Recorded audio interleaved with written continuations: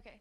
Hosting KU, what do y'all expect moving forward and, starting Big 12 and what to expect going into this game? What are some strengths and some weaknesses of KU that y'all are looking out for? Yep. Kansas is a really good basketball team. They're a veteran.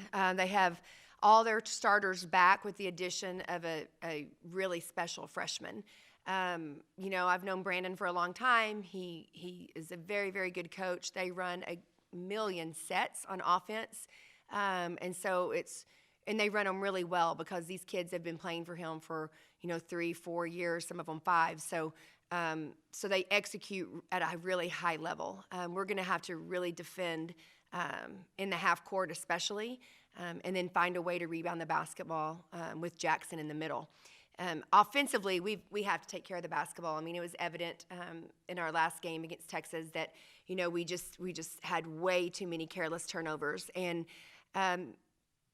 when we take care of the basketball and we execute and are able to get to some of our actions, I think that we can be a high-level basketball team. But when we're just giving away extra possessions, we're really going to struggle. And we've known that. But we've been working and working and working at trying to eliminate those, those unforced turnovers. So it should be a great game.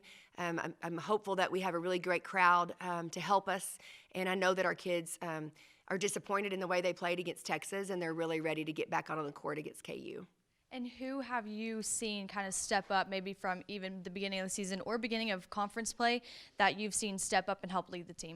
Yeah, obviously we're a young team that doesn't have, many veteran returners. And so I have been really proud of Ashley Chevalier and Bailey Maupin and Jazzy Shavers. I think that those 3 kids got limited action last year and had to play some important minutes for us last year, but they had seniors that could carry the load for them, and especially the leadership piece of it. And I think that Ashley has probably taken the biggest steps in that role, and she's really worked on her game to be able to help us on the court.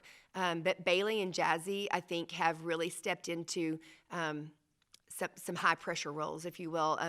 We've put a lot of emphasis on them. We've asked them to do a lot of things for us offensively and defensively, and they're both sophomores who are really trying their best to do that for us. So I've been proud of them. We have a long ways to go, but I think every single day they get better and better at what we're asking them to do.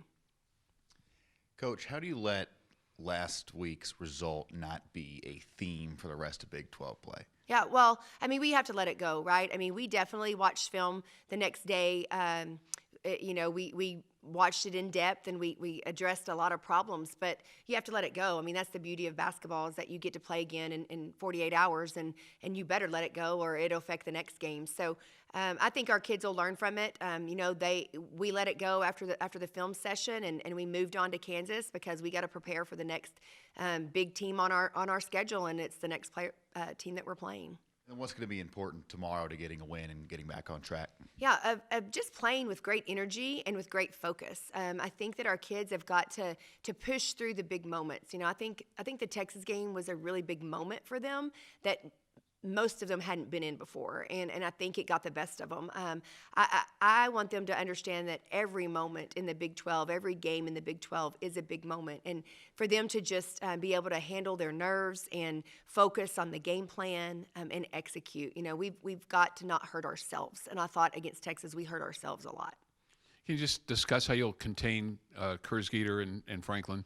Yeah, we didn't do a great job of that last year in our first meeting. They're really good guards, very dynamic. But we're gonna have to do a lot of containing our own. We have to learn how to guard our own, even if it's for just 2 dribbles. If we can just win 2 dribbles, that certainly helps us to be able to prepare for the next pass. Their actions are so tough to guard, and if you let the ball get to the paint, they can find a lot of different weapons. So we've got to really contain our own by winning 2 dribbles.